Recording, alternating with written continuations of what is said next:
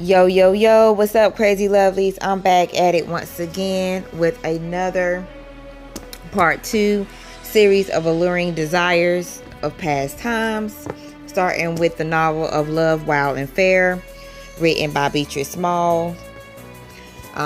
Doing a part two from chapter 6 through 9, and we're gonna what we left off with her losing her virginity, right, on the first part. So let's go ahead and continue on with that and see what happens with that. So part two. So Katrina has a little cousin named Fonya, something like that. Fonya, yeah, I think it's Fonya. And she's a little bit hot in the past. She's fast, and she was married. Her cousin was married to an incompetent guy, so the marriage didn't work out. She wound up getting pregnant by somebody else because she slept around, and the marriage was annulled, and marriage was ended because she got pregnant by somebody else. So anyway, like I was saying before, everybody is there at the Grey Heaven household celebrating or post-celebrating the supposed upcoming wedding nuptials of Katrina and Patrick. Okay, but 2 weeks before their wedding, of course, she lost her virginity to him.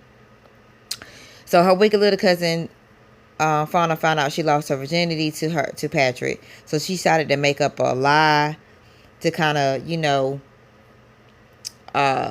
get inside her head. What happened was she'd been at Patrick for like the longest, and she was trying to seduce him, even though she knew that he was betrothed to her cousin, her little cousin. So what she did was climb into his bedroom chambers butt naked. So when he went upstairs and saw her, and he wasn't alone, he was with his brothers, she was there. But of course he rejected her and gave her to his brother Adam, and which Fauna didn't like at first, but she wound up growing to liking Adam in the end, but she didn't like him at first. So she still kind of feels a little bit slighted because she got rejected by Patrick. So she's on demon time right now. So she finds out that Katrina lost her virginity to Patrick, and because she got rejected by him, and when she tried to seduce him being naked in his bedroom, but he didn't want her and gave him to his younger brother Adam. And she found out that Katrina gave up the goodies weeks before the wedding. She decided to fuck with her head and was like, "Oh, so you let him stick it in you, Katrina?" And Katrina was like, "Are you jealous, cousin?" And she said, "No, I've been fucking since I was 13. If I can have any man I want, I could have Patrick. Matter of fact, I could have had Patrick the other night, but I settled for Adam. I was in his room, and I can describe to you in detail what his room looked like."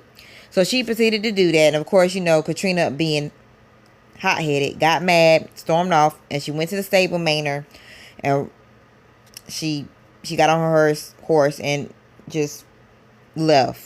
She left the estate, so no one knows where she's at. So eventually she gets found out. She's in a little inn or something, and Patrick is like furious with her because for running off and not confronting him first about the allegations. So he beats her, of course, or basically like spank her with a switch, kind of to get her to subdue to him. And then after that, they had like passionate sex afterwards, right? And then he demanded that she demands to go back home, but he says no. I'm gonna keep you here till she's pregnant with his baby. That way he know for sure she won't be able to escape, and she'll be made to marry him, right? So, in the meantime, she seemed like she's compliant to the idea of Katrina of staying with Patrick in the end till she got pregnant, but she's plotting on escaping again. So,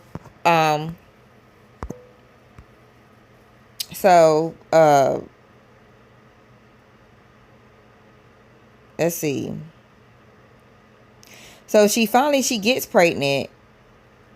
She finds out she's 3 months pregnant, and then she was so excited about it, and then she was going to tell Patrick about the pregnancy, but as soon as he got home from hunting, he scooped her up, kissed her, and they had sex again. So she really just feels like he's using her body at this point as to breed children on her, and she sensed that he doesn't see her as an equal partner. She feels that he thinks that she's a possession of property, which he did say that during the heated argument about her running away from him and stuff. like that. So she decided that she is still going to escape. So what she do is the following night she puts some sleeping drug in his drink, and then he falls asleep, and she goes take one of his horses and goes I think back to her house, to her estate, to get a few things that she could pawn off for money. And then she goes off again to some secluded inn. She then sends a letter to her cousin Fauna to meet her there. And when Fauna arrives there, she tells her everything what's going on, that she wants her help with, hiding from Patrick, and if she could stay with her cousin and husband.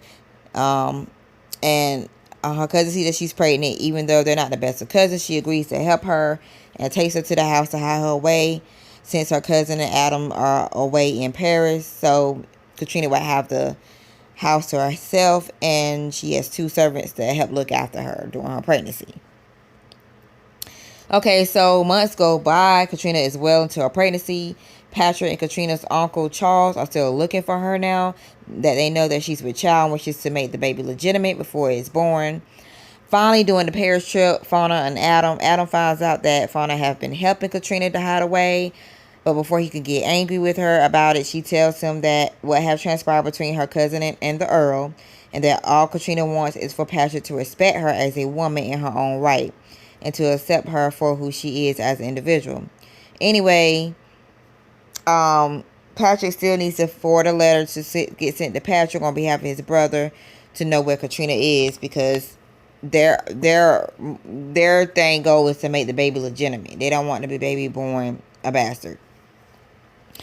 So Patrick and the uncle finally finds Katrina, and they try to get Katrina to submit to a marriage, arguing for the sake of the child not to be born a bastard. But Katrina, she's not bending. She does not care about none of that. She wants Patrick to meet her on her own terms. Katrina wants Patrick to confide in her in business and family matters as an equal partner. She also states that she have investments that her grandmother left her, and also a cool. It's spelled A-C-U-I-C-U-I-L. I googled this.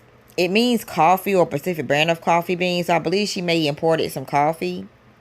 I don't know. Anyway, she wants those things back to her. She doesn't think it should be included in her dowry. She had been keeping records of her investments for years, and also financially progressing her currency on her own.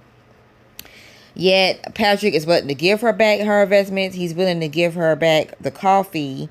Yet he states in his mind, because she's a woman and he believes she doesn't have any insight on business dealings, she wouldn't be able to handle the investment from her grandmother, and believes she would be careless in spending it all. Of course, Katrina is not with this. She would not play no games regarding what is rightfully hers.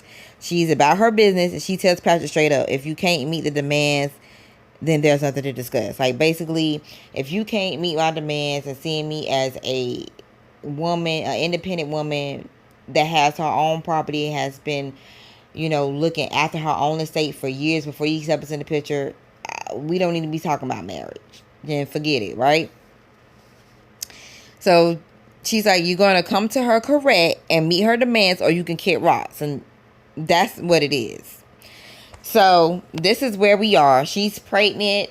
They're betrothed, but they have yet to really confirm the nuptials. So they're at a tug of war right now. She's basically, just battling with him about seeing her as an individual, as a woman for herself.